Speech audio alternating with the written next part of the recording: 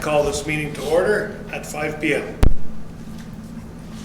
We, the Municipality of Red Lake, acknowledge that our foundation and the spaces in which we live and maintain are on the unceded lands of the Anishinaapic of Red Lake, the traditional lands of Lac Seul and Wabauskang First Nations, and Treaty 3 territory. As we are all treaty people, we will continue to cherish our reciprocity with all our relationships on those sacred lands and waters. Anyone present may not record, video or audio, and or leave any cell phones on without permission. It's time for disclosure of pecuniary interest and the general nature thereof. A, for the agenda of this meeting. B, for the minutes of a meeting which a member was not in attendance. Seeing none. We don't have any delegations or deputations. We will start with administrative reports. 4.1, Mr. Ciego. Okay, so thank you. This is pertaining to a matter of properties located at 735 Highway 125. The property owner has submitted a building permit application with RSM Building Consultants, who are conducting the review at this time. But part of the CBO and planning process, it asks, is there a requirement for a site plan control? Our site plan control bylaw states that all zones are designated as site plan control areas. Under section 2.2.1, it states that industrial, commercial, and institutional buildings shall be permitted to expand by a maximum of 20% of the gross floor area that exists as of the date of the passing of the bylaw. So in the case of this matter, it exceeds the 20%. Section 6 states that council may waive the requirement of a site plan control agreement when, if in council's opinion, or on the recommendation from the Planning Advisory Committee. So it's staff's recommendation today that council exercise its authority to waive the requirement for site plan control, the agreement at 735 Highway 125, as the extent and nature of the development does not warrant an agreement, based on the following information. Permit application is for an addition to an already existing building. The existing building is 746 meters square, and the proposed addition will be 558 meters square.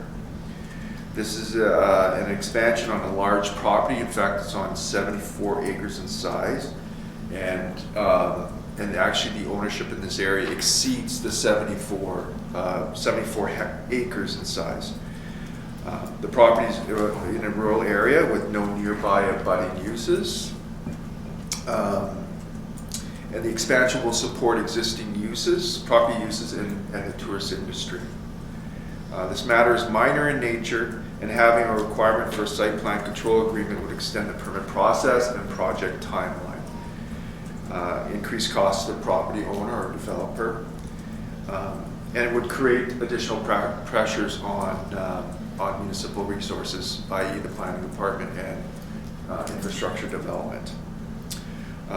This initiative supports organic growth revenue opportunities, and making a decision on this particular property and what they want to do would not be precedent setting. So again, as mentioned, it's our recommendation that council exercises its authority on this matter. So open it up for questions or comments. Councilor Butterfield. Where is the property? 735, 125? Where is that property? It is south and east of Shakuni Bridge. Okay, so that would make it the old Escort property? Correct. Okay. Okay.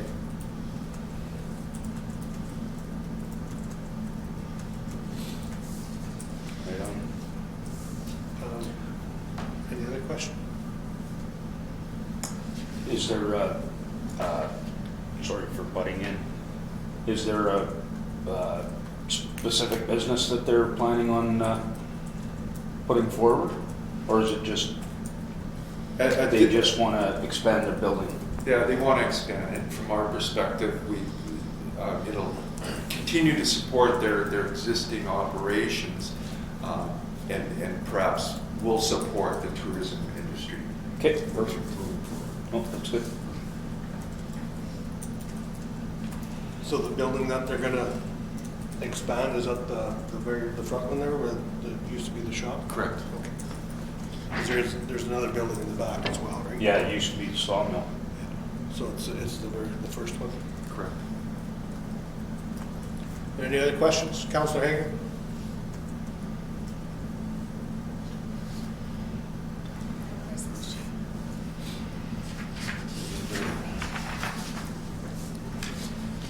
Moved by Councillor Hager, seconded by Councillor Butterfield. Whereas the owners of 735 Highway 125 have submitted a building permit plan to expand the garage by 70% of the existing gross floor area. Whereas the site plan control bylaw authorizes council to waive the requirement for a site plan control agreement when in council's opinion, the extent and nature of the development does not warrant an agreement. Be it resolved that the committee of the whole hereby recommends council waive the requirement for a site plan control agreement for the expansion of the garage located at 735 Highway 125. All in favor? Carried.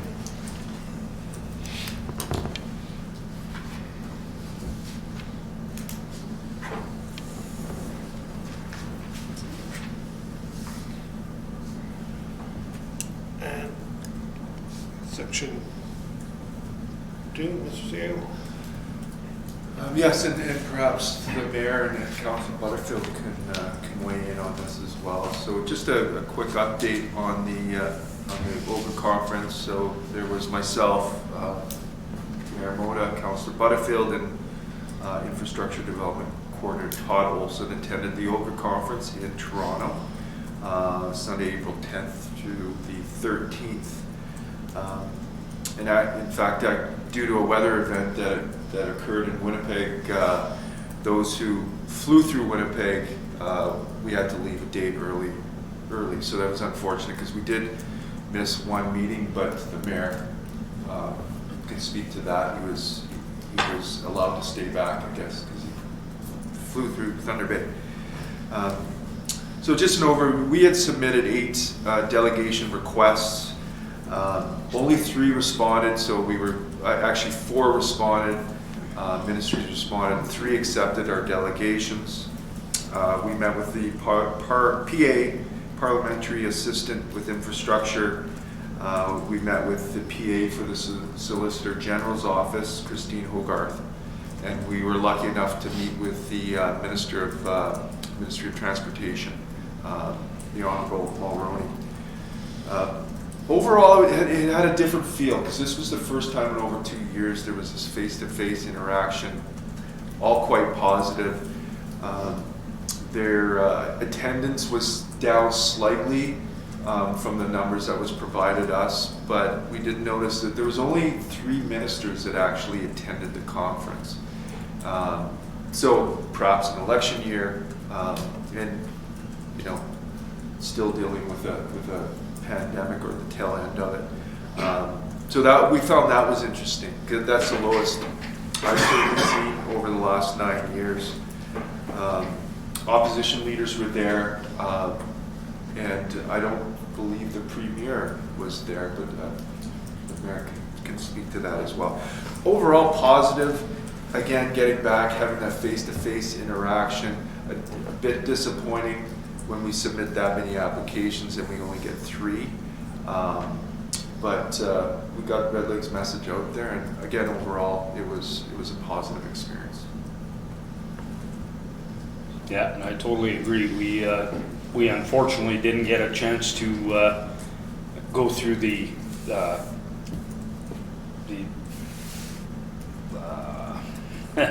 displays that they had up in the conference rooms.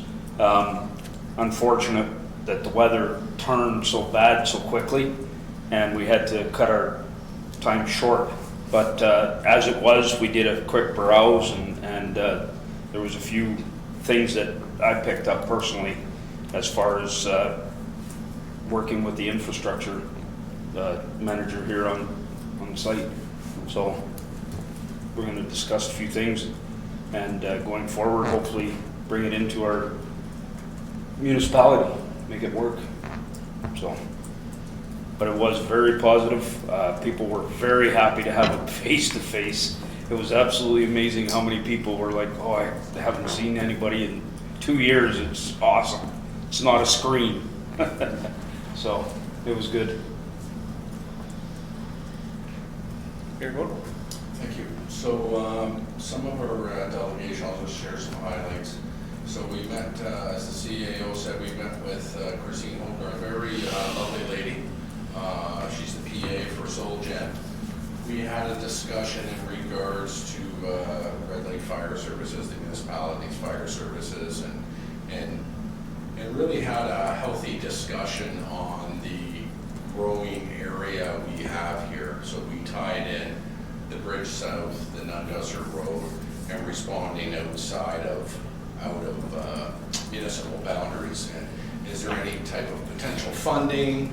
All of those different things to assist with new equipment because we're responding outside of our areas and so on and so forth. So we had a healthy discussion about that. She did mention there was an announcement for municipal fire services to receive more funding when responding outside of the municipal boundaries, but no dollars that she was aware of at this time for new municipal fire infrastructure. So we let her know how we felt about that, and other municipalities, of course, in northwestern Ontario. We talked about the road south, which was a common discussion with our delegations, and the need to improve the Nungusser Road and what that looks like. Carrying on with Minister Mulroney, there's a bit of the same flavor. Always enjoyed seeing the minister. My first question right out of the gate was I asked her about our crosswalk that we've been waiting for such a long time. I didn't want to upset staff that were there. They had quite a large delegation of MTO people around the table. So she looked around and looked at the person in charge and said, yes, you'll be getting it this year. And just as a side note, I received an email, I think it was yesterday or this morning, I can't remember, from the MTO saying, yes, the work is going to be conducted.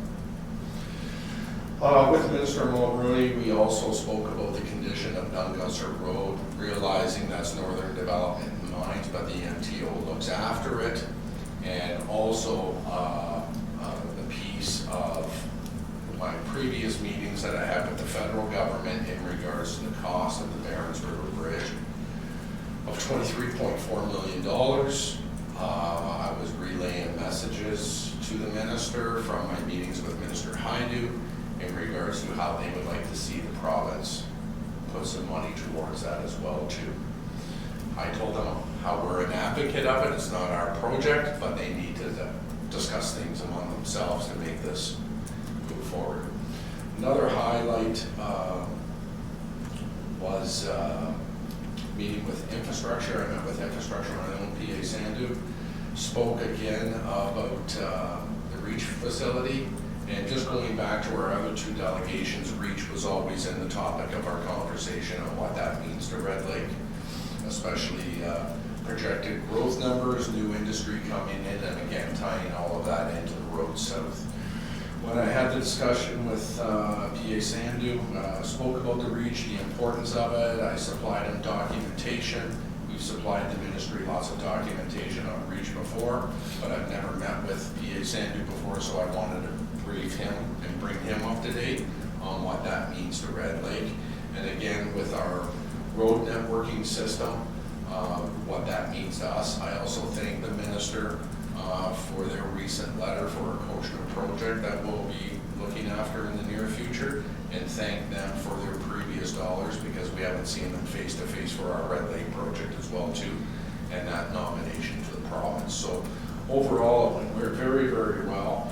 Another thing I sat in on, and Mark and Dale, where the CAO and Councillor Barker were with me as well too, was we saw a gentleman speak, Chief Cadmus Del Lorne from Cowessess First Nation. And he had a discussion about truth and reconciliation. Then there was a panel discussion after that. And there was some good messaging taken out of that, which we can hopefully put forward to our Truth and Reconciliation Committee.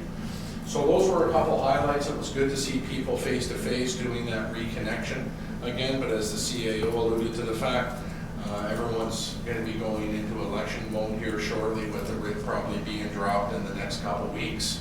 So I think that was a majority of their focus. For your information, I also contacted the Premier, asked him for a face-to-face meeting at Queen's Park. He called me back. He couldn't meet with us, unfortunately, because he's booked solid, his words were, day in and day out between now and the election. So we tried to get a meeting while we were in Toronto with him, but it just couldn't work out. But the Premier is aware of our projects and our needs, and hopefully they'll be supported in the future. So overall, a very worthwhile trip, and this government really wants to listen to municipalities, and different than it was in the prior 4 years. And yeah, they're doing a good job listening. Really, really good job, and they seem engaged when they're speaking to us. So hopefully we'll get some more positive things here for Red Lake. But overall, a good, worthwhile trip. That's what I got. Any questions? Councilor Hager, any questions for the, no? Okay. We're all good? Next is 4.3, from the treasurer, staff report. So our existing postage machine has reached the end of its useful life. So we would like to go ahead with purchasing a new machine. Purchasing versus leasing is much more cost advantageous. We're currently with Milne. We'd like to look at moving to Pitney Bowes, just to realize some annual savings with that as well.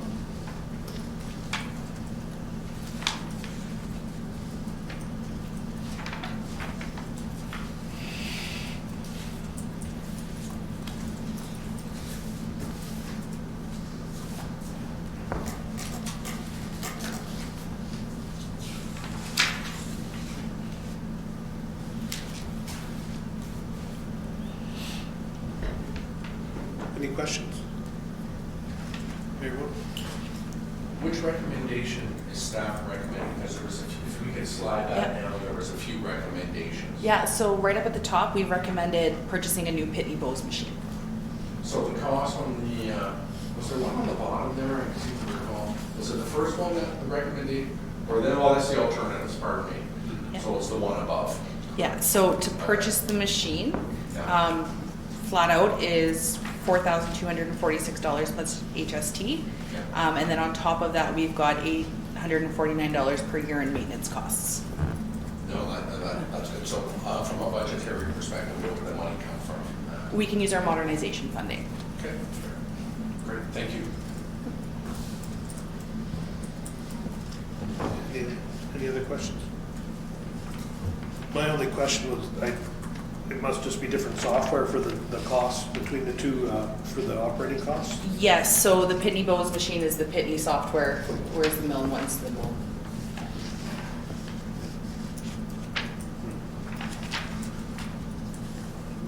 Makes sense to me. Councilor Hager? You good? Moved by Councilor Butterfield, seconded by Councilor Christoph. Resolved that the Committee of the Whole hereby recommends Council accept Treasury Staff Report 2022-01 regarding the replacement of the existing posting machine by purchasing a new Pitney Bowes machine. All in favor? Carried.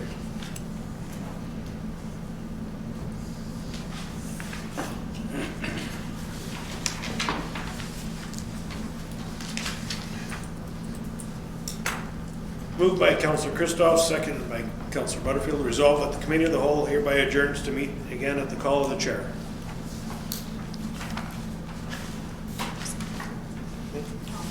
All in favor?